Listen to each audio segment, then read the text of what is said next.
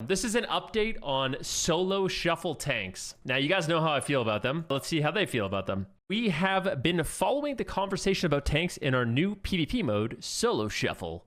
Tanks have long been a design challenge for PvP, as their abilities and tuning are intended to allow them to survive against multiple enemies or dungeons and raid bosses.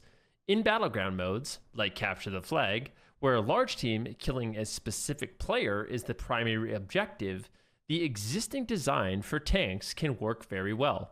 One team needs to coordinate their burst and crowd control against the other team's tanks and healers' use of their defensive abilities and positioning. But in the case of Arena, the general survivability of tanks, particularly when they are also good at dealing damage or healing their teammates, can be a frustrating experience to play against. Our first attempt at addressing this problem in Solo Shuffle was to replace healers with tanks in matches where they were involved and to pair strong off-healing tanks, specifically protection paladins, against each other. The feedback we heard from you is that these matches are not enjoyable for the other players and more needs to be done. We want to make it clear though, excluding tanks from Arena or Solo Shuffle is not an option we are exploring. Aww, get rid of them. Come on. They laid down the law with that one. That's just like, boom, get it out of your mind. It's not going to happen. All right.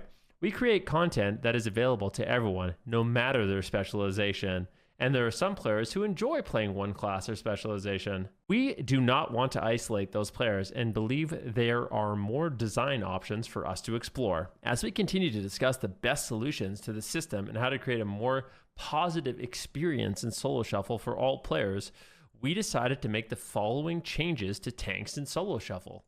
Protection Paladins will remain classified as healers and will only be placed in matchups with other healers, where the other healer is also Protection Paladin.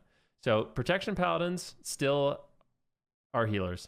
The remaining tank specializations will be classified as a damage dealer, with a maximum of 1 tank damage dealer permitted in the match. That's actually good. Alongside these updates, we'll be looking closely at the actively tuning tank abilities in PvP, especially how they fit in Solo Shuffle.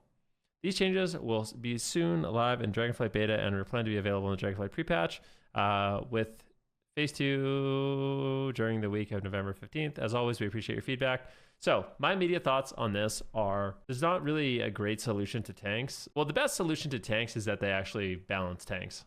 Like if tanks were balanced like they used to be, there'd be no problem. But tanks are crazy. The times have changed, ladies and gentlemen. Tanks are keeping themselves up. They're doing as much damage as freaking DPS and Mythic Plus, and they're crazy, all right? They're nuts. Now, with that in mind, I do think that they could be balanced better in PvP, but I do think this is a good solution. If the solution isn't just to outright ban tanks, which I kind of knew wasn't going to happen, even though that's what we all want, I knew that wasn't going to happen. I think having just one tank in a match isn't so bad, and I do like that Prop Paladins are just going to be their own little annoying thing.